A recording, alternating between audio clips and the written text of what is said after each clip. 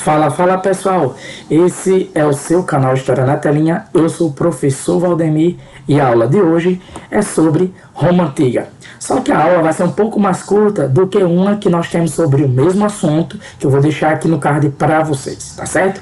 Mas antes de começarmos nossa aula, senta o dedo no like, comente, compartilhe, certo? Se gostar desse vídeo e se inscreva no canal caso não seja inscrito. Vem comigo, vamos aprender. Bom, para a gente começar falando sobre Roma, a gente tem de abordar sua origem. E os romanos antigos contavam sua origem por meio de uma lenda, né? O mito de Rômulo e Remo, ou a lenda de Rômulo e Remo. Conta esse mito que havia um rei em Alba Longa, chamado Numitor, que recebeu uma profecia, segundo a qual dizia que um neto seu, ao crescer, mataria-o. Para que essa profecia não se cumprisse, ele prendeu a sua filha no palácio para que ela não tivesse nenhum contato com nenhum homem e assim não tivesse filhos. Só que conta a lenda que o deus Júpiter, que na mitologia grega corresponde a Zeus, o pai dos deuses, ele se transformou em um homem, certo? E coabitou com ela, teve uma relação com ela. E dessa relação ela engravidou e teve gêmeos. E chamou-os de Rômulo e Remo. Pois bem, o rei, ao saber que a filha estava grávida e quando ela teve seus filhos, mandou-os jogar às margens do rio Tibre para que morressem, né? Ou fossem devorados por algum monstro, por alguma fera do campo. Só que eles foram resgatados, segundo a lenda, por uma loba que os amamentou como se amamenta filhotes, né? Essa loba, de nome Capitolina na lenda, ela amamentou as crianças até que um casal de pastores os encontrou e os criou. Quando eles cresceram, voltaram à sua terra natal, Alba Longa, e ajudaram o avô a retomar o poder que tinha sido tomado por um golpista. Então, o avô, em gratidão, dá a eles terras para eles fundarem uma cidade. E aí, eles escolhem, e nessa escolha, começa a haver uma rixa entre Rômulo e Remo. Então, o primeiro mata o segundo, ou seja, Rômulo mata Remo, e fica com todas as terras onde funda Roma. Roma vem de Rômulo, certo?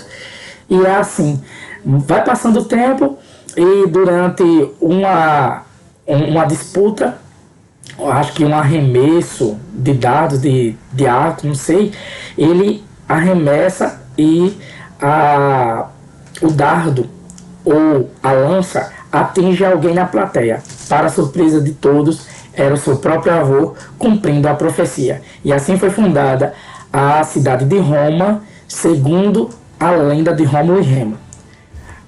Mas nós vamos falar agora da origem histórica, ou seja, o que, com base nas evidências, com base nos registros, teria acontecido. O que se sabe é que a Roma Antiga ela é um resultado da composição de 3 povos que habitavam a Península Itálica, aquela mesma que tem o formato de uma bota.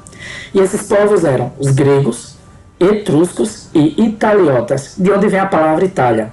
A sua economia inicialmente era baseada no plantio, na agricultura e também em atividades pastoris, cuidado de animais.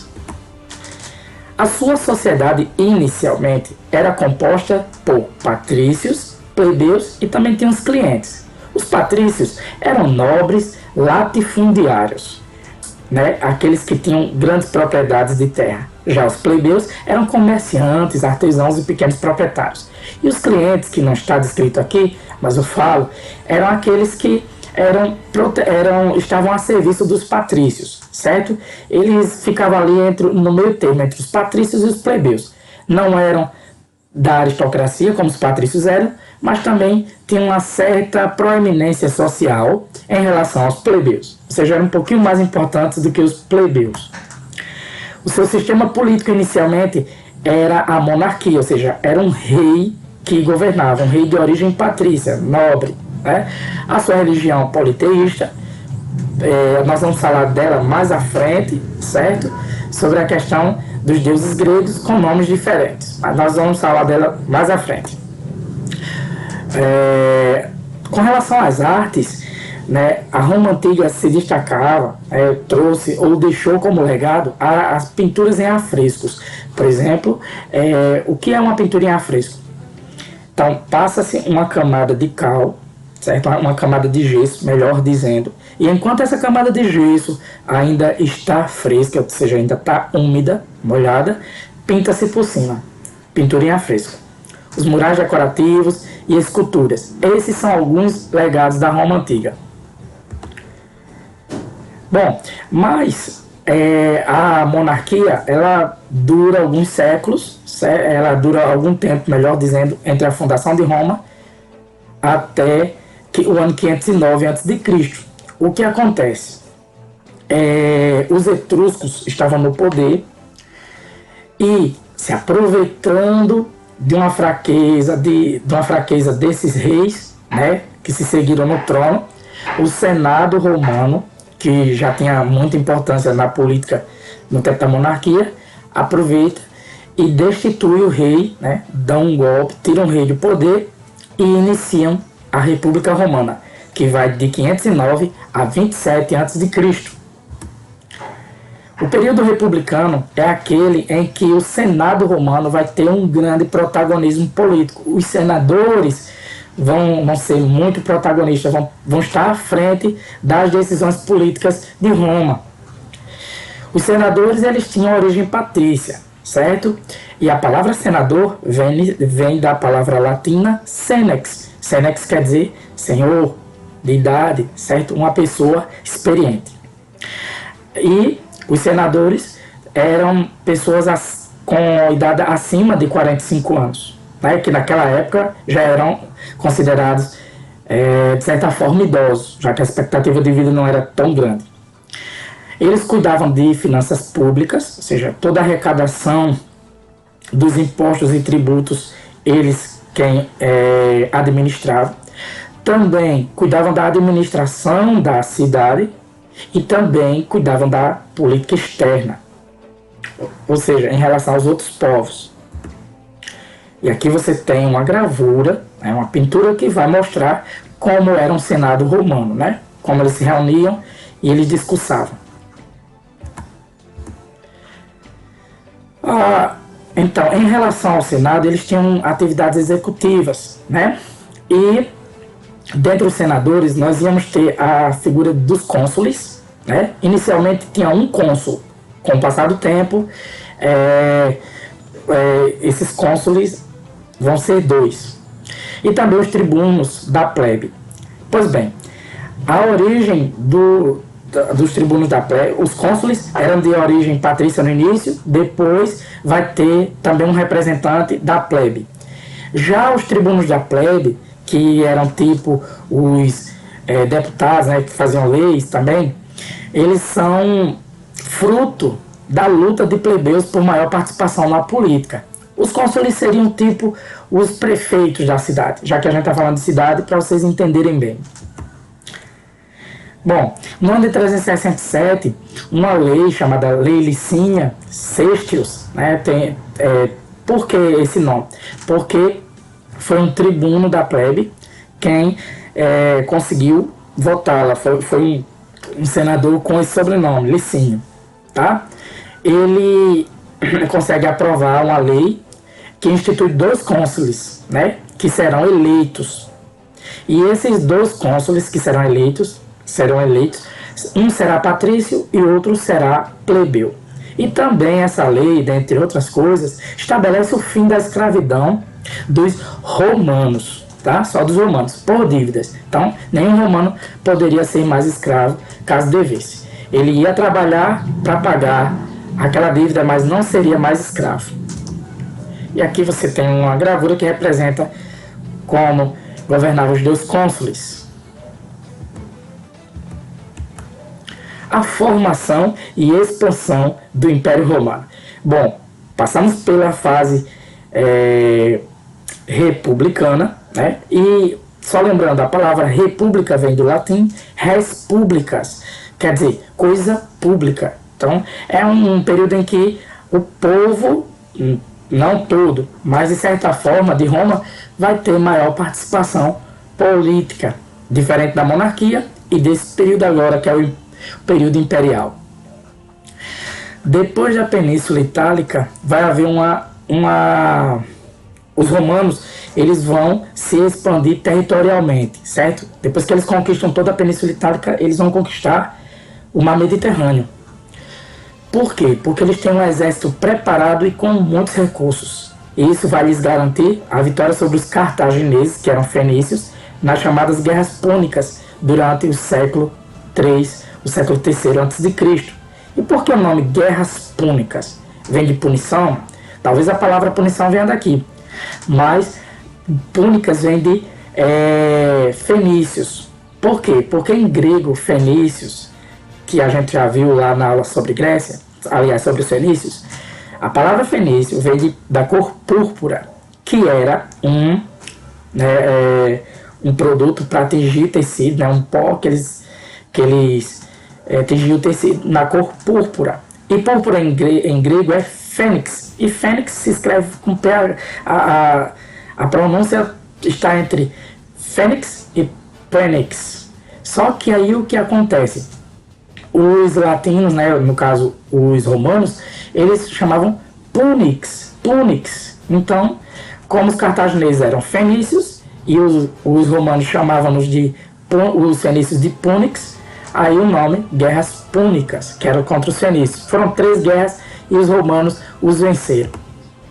E aqui você tem uma foto que mostra várias pessoas vestidas como soldados romanos da época, né, muito bem preparados. Além disso, eles se organizavam de forma tal que a tática de guerra era praticamente infalível. Você tinha vários grupos de soldados, certo? Na formação do exército. Você tinha esses grupos aqui, ó, identificados com A e B, com as letras A e B, que eram soldados com escudos. Eles se fechavam por dentro dos escudos para evitarem as flechadas tanto as flechadas como também lanças, não é isso? Além disso, você vai ter essa formação, chama-se de cortes, tá? Nós temos a corte maior e as cortes menores. Aí nós vamos ter a cavalaria, que eram soldados montados a cavalo, e vamos ter a infantaria, certo? Os soldados com arco e flecha na frente e depois os com espada e escudo. Nós vamos ver essa área aqui ampliada, essa área destacada aqui. Vamos vê-la ampliada. Veja, o que acontece? Quando eles eram acuados, os soldados da infantaria, eles corriam pelas aberturas entre as cortes, as chamadas alamedas, tipo ruas. E eles se escondiam lá atrás para não levarem as flechadas dos inimigos, certo? Lá atrás estavam posicionadas a balista, que arremessava balas, grandes bolas de pedra, certo? E os escorpios, que eram lançadores de dardos, né, de pequenas flechas. Então era a metralhadora da época, né, o escorpio. Pois bem, essa vitória foi importante. Por quê? Porque garantiu o domínio do mar Mediterrâneo, que era o chamado Grande Mar no mundo antigo. E os romanos passaram a chamar Mare Nostrum, que é o mar deles, né? Nosso mar, eles diziam, Mare Nostrum. E depois dessa vitória, os romanos continuaram expandindo seus domínios. Dominaram a Grécia, o Egito, a Macedônia, a Gália, a Germânia, a Trácia, a Síria e a Palestina. E aqui você tem um mapa que vai mostrar os domínios romanos, certo? Vai desde a Britânia, quase toda a Inglaterra hoje, certo? Mais da metade da Inglaterra, melhor dizendo, até o Egito e o início da Arábia. Então, tudo isso aqui em vermelho, né? Essa cor avermelhada, rosa, era domínio romano.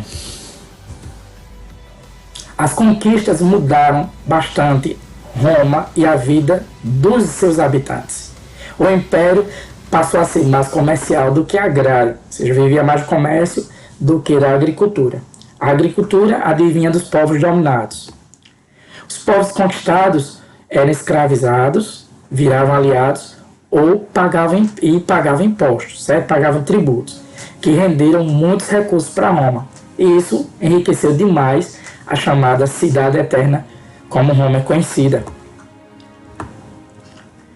Bom, falando de império, vamos falar dos principais imperadores. Não estão todos aqui listados, né, nesses 400 anos de período imperial em Roma. Então nós vamos mostrar alguns. Augusto, que foi o primeiro, reinou de 27 a.C. a 14 d.C. Otávio Augusto, na verdade, Augusto era o título dele, o superior, o venerável. Tibério, de 14 a 37. Calígula, de 37 a 41. Nero, de 54 a 68. Esse é o imperador que, afirmam alguns historiadores, teria posto fogo em Roma e teria acusado os cristãos, né, pelo incêndio e teria levado-os ao martírio lá no Coliseu, ou seja, a morte deles lá no Coliseu. Marco Aurélio, de 161 a 180. Seu filho Cômodos, de 180 a 192. Se eu não estou enganado, Marco Aurélio e Cômodos são os que são retratados no filme Gladiador, do ano 2000, com Russell Crowe. Bom, agora nós vamos falar de uma coisa que acontece nos dias atuais, só que tem origem na Roma antiga, certo? É a chamada política do pão e circo. E vocês vão entender por que ainda hoje acontece. Pois bem, com o crescimento do império, nós vamos ter também crescimento de tudo, inclusive crescimento urbano, certo? E isso vai gerar muitos problemas sociais, porque a cidade precisava ser planejada para receber muitas pessoas e não foi. Então, o povo vai chegando e morando de todo jeito, né, onde puder. E além do mais, nós temos a questão dos escravos. Quando o Império Romano avançava sobre outros territórios, quando ele vencia os povos, aqueles que ficavam vivos, que não fossem, aliás, poderiam se tornar escravos, eles escravizavam e levavam os povos escravizados, e aí vale um registro. Eram povos de todas as etnias, brancos, negros, pardos, então não tinha só um tipo de escravidão, não. Né? A escravidão era de várias etnias, os povos dominados. E esses escravos, eles eram levados para o Império Romano, né, para a capital romana, e lá vendidos. Aí os grandes proprietários, os latifundiários, compravam esses escravos. Quando eles compravam os escravos, dispensavam seus trabalhadores livres, os camponeses. Os camponeses, por sua vez, sem emprego, acabavam migrando para a cidade. Era o êxodo rural, certo? Buscavam em outras terras trabalho, não encontravam e iam para a cidade. Como acontece até os dias de hoje. Chegando na cidade, não tendo condições de morar bem, né, iam para a periferia. E isso aumentava bastante os problemas sociais. Né? Pois bem, eis o quadro inicial da crise. Isso gerou uma migração da massa desempregada, como já foi falado, para as cidades em busca de oportunidade de trabalho. Então, o imperador da época, com receio que a massa se rebelasse, né, exigindo melhores condições de vida, trabalho, implementam a política do pão e circo. E em que consiste essa política do pão e circo? Pão é alimento, circo, diversão. Não era o circo que a gente tem na cabeça, certo? Não tem os palhaços, não. O circo seria a diversão. E por que a diversão? Vamos entender. Quase todos os dias Havia lutas de gladiadores. Os gladiadores, pessoal, eram lutadores que geralmente eram escravos, que lutavam uns com os outros até um matar o outro, muitas vezes, certo? E havia a luta desses gladiadores, e durante essa luta eram servidos alimentos às pessoas, né, aos espectadores.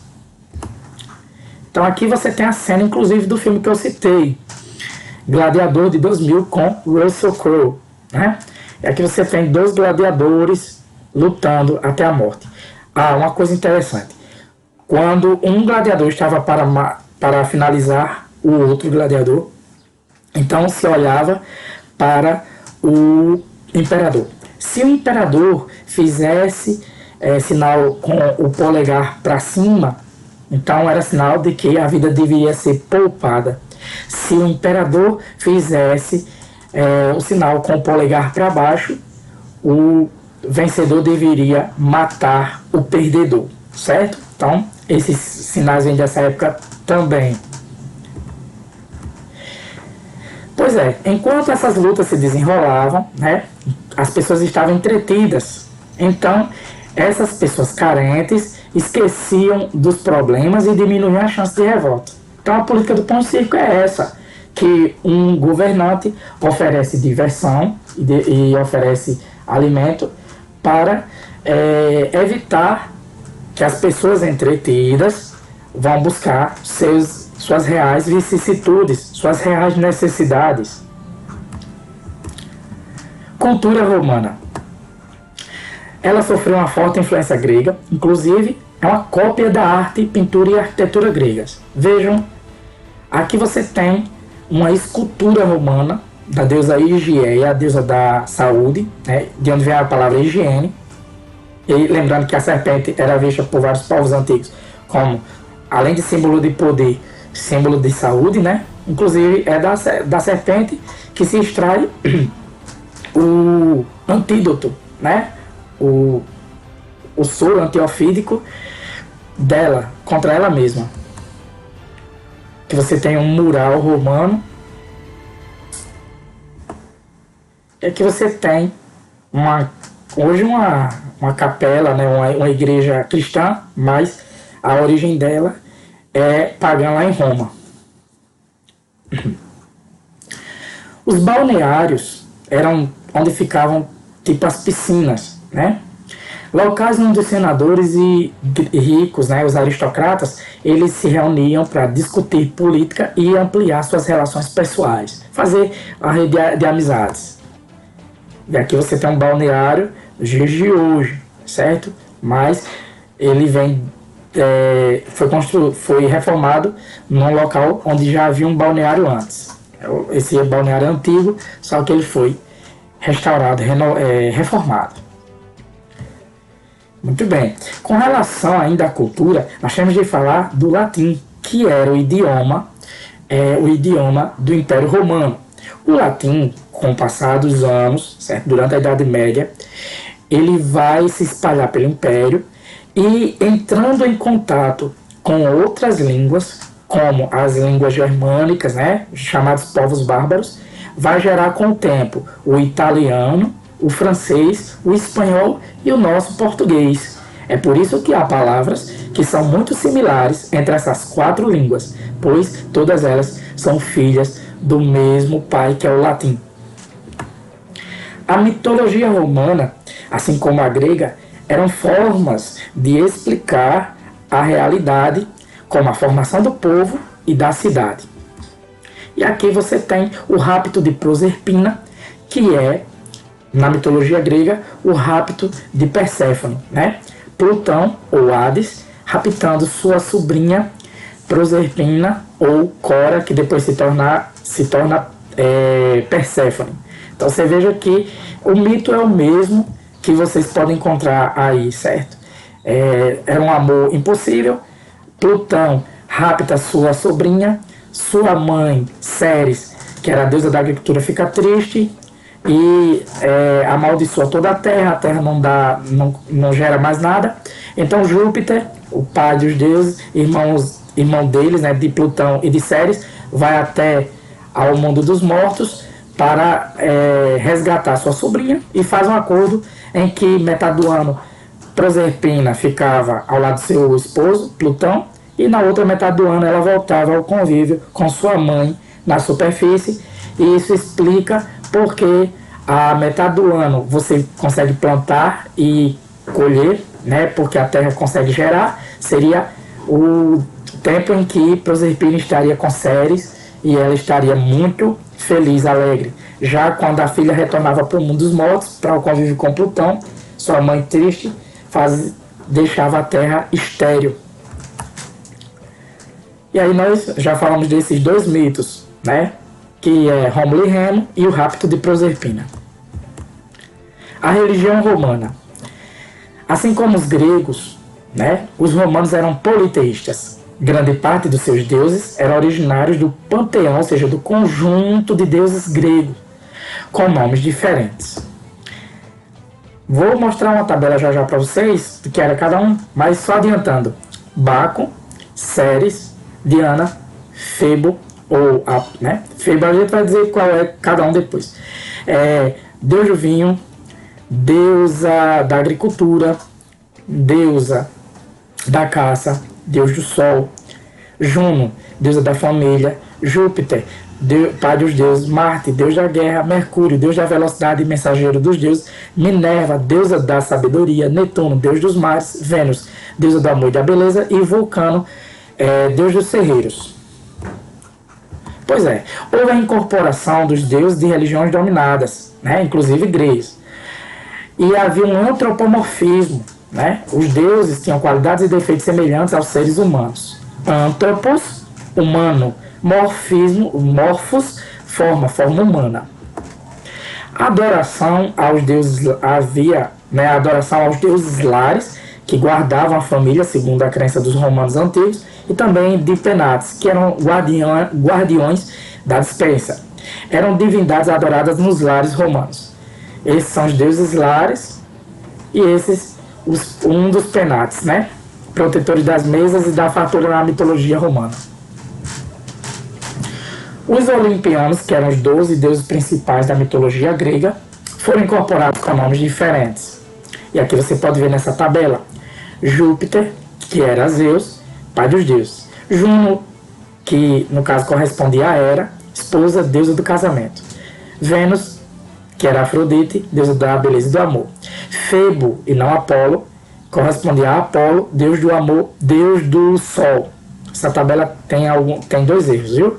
Diana era Artemis, deusa da caça e da lua.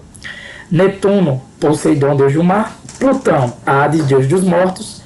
E aí você entende porque Plutão, que era considerado um planeta, deixou de ser planeta e estão revendo aí essa categorização dele se volta ou não a ser planeta. Você entende porque Plutão é o menor dos planetas e está afastado, né? Então, quando descobriram esse planeta na Idade Média, batizaram-no com esse nome não à toa, né? Tem uma similaridade com a mitologia romana. Marte era Ares, deus da guerra. Minerva era Atena, deusa da sabedoria. Ceres era Deméter, deusa das colheitas. Baco era Dionísio, deus da alegria e do vinho. Mercúrio era Hermes, deus do comércio e mensageiro. Vulcano era Hefesto, deus do fogo e dos artesãos. Como eu falei, os planetas do sistema solar foram batizados, quando de suas descobertas, durante a Idade Média, em homenagem às divindades romanas. Então você pode ver, ó, nós temos o Sol, aí nós vamos ter Mercúrio, Vênus, Marte, Júpiter, Saturno, Urano, Netuno e tinha Plutão, mas Plutão saiu da categorização. Aí você pode ver algumas características, né? Netuno era o deus da água, né? Deus dos mares. Poseidon, planeta azul, lembra a água. Júpiter, o maior dos planetas, o maior dos deuses da mitologia romana. Júpiter, tipo Zeus, correspondia a Zeus. Marte, por ser avermelhado e lembrar sangue, no caso, seria o planeta vermelho, deus da guerra. Então tem algumas categorias, tem algumas características do planeta que vão levar os planetas a serem batizados com esses nomes. Bom, Agora nós vamos chegar ao fim do Império Romano, né? Nós vamos ver a crise e o que levou à queda do Império Romano. Começou a haver crise econômica e política no Império por volta do século III, depois de Cristo, os anos 200. Havia muita corrupção no governo e gastos com luxo, que acabaram por tirar os investimentos no exército. Então, o Império Romano ele era caracterizado por avançar sobre outros povos, por dominar. E quando começaram a desviar esses recursos que iam para o exército, na corrupção e também para gastos com luxo, o exército ficou sem recursos, e sem recursos o exército deixou de conquistar. E isso, né, vai ter uma série de acontecimentos, uma série de consequências. Então, o fim das conquistas territoriais feitas pelo exército vai levar a diminuição no número de escravos. E aí você para e pensa, os escravos eram aqueles responsáveis por trabalhar na terra. Caindo o número de escravos, vai cair a produção agrícola. Se tem menos alimento no mercado para ser comercializado, o que vai acontecer com o preço? Vai haver a inflação, né, dos preços dos produtos agrícolas. E aí nós vamos ter o seguinte também: vai haver queda nos tributos das regiões dominadas. As regiões dominadas vão pagar menos tributos, né, vão se recusar. Vai haver a crise no exército enfraquecido, né, pois os soldados sem salários deixavam suas obrigações, e isso deixava as fronteiras desprotegidas. E nessa época você já tinha povos tentando invadir o Império Romano, como os povos do norte, que eram chamados povos bárbaros por não falarem o latim, que seriam germânicos, vários povos. E aí que no ano de 395, o imperador Teodósio vai dividir o império, que era muito extenso, em dois, certo? Ele divide na parte ocidental o Império Romano do Ocidente, capital em Roma, e na parte oriental, ou seja, na parte leste, o Império Romano do Oriente, com capital em Constantinopla. Constantinopla, que era Bizâncio e foi rebatizada em homenagem ao imperador Constantino. E aqui você tem um mapa que vai mostrar justamente o Império Romano dividido em duas partes. Império Romano do Ocidente, em laranja, e Império Romano do Oriente, em roxo. Capital do Ocidente, Roma. Capital do Oriente, Constantinopla. A queda do Império Romano em 476, né, vai se dar por vários motivos que nós já vimos acima, né? Mas nós falamos dos motivos internos, mas externamente houve a invasão dos bárbaros. Vários povos como os visigodos, vândalos, burgúndios, suevos, saxões, ostrogodos e hunos, eles invadiram Roma, depuseram o imperador Rômulo Augusto, e assim caiu o Império Romano do Ocidente. A parte oriental continuou e só iria cair em 1453, isso é mais à frente, tá certo? E com a queda do Império Romano em 476, chegamos ao fim da Idade Antiga e o início da Idade Média, como nós podemos ver na divisão que a gente faz, né, na linha temporal que os historiadores fazem, para localizar melhor os acontecimentos, né? Essa divisão que ela foi pensada, idealizada no século XIX e que nós vimos no comecinho das nossas aulas. Então, nós já falamos da pré-história, do que aconteceu antes da invenção da escrita. Nós falamos da Idade Antiga, que terminou agora, certo? Com a queda de Roma. Aí o que nós vamos ter? O início da Idade Média. Nós vamos falar da Idade Média também. Aí ela termina em 1453 com a tomada de Constantinopla pelos turcos, que inicia a Idade Moderna. A Idade Moderna termina com a Revolução Francesa, certo? De 1789, e 1789 até os dias atuais é a chamada Idade Contemporânea. Uma curiosidade: vejam a palavra vândalos, que foi um dos povos que invadiram Roma, um dos povos ditos bárbaros. Vândalos, inclusive, hoje é utilizado como sinônimo de pessoa que sai depredando as coisas, né, os patrimônios privados e públicos. Então, vem daqui mesmo porque os povos vândalos pessoal, eles saíam depredando tudo, destruindo. Os outros também faziam, mas os vândalos, eles se notabilizaram, eles tinham como marca a sua violência, né, e a depredação que promoviam. Bom, vamos falar do legado romano. O que é que Roma antiga deixou como herança? Primeira coisa é a nossa cultura, a cultura ocidental. Aspectos culturais, científicos, artísticos e linguísticos são lá da Roma antiga. Então, nosso pensamento, né, com relação a muitas coisas, inclusive nossa língua, né, então esse pensamento ocidental, ele foi herança dos gregos e passou também por uma influência romana. E aí nós vamos ter alguns exemplos. Nossas leis, elas têm por parâmetro, primeiro, as leis romanas, o direito romano. Tem as técnicas de pintura, como a pintura em afresco, como já foi dito. Línguas, o português, junto com o italiano, francês e espanhol, são de origem latina. Nós temos as técnicas de artes plásticas também, que vão ser utilizadas depois da Idade Média, né, para a produção de quadros e esculturas, a filosofia e a literatura. Muito bem, essa foi nossa aula. Eu espero que vocês tenham gostado. Se gostaram, curtam, comentem, compartilhem o conhecimento, porque você está levando conhecimento a outras pessoas, tá certo? Se ficou alguma dúvida, volta o vídeo, pause e veja com atenção. Já sabe que estudar é preciso. Um forte abraço, fica com Deus e tchau, tchau.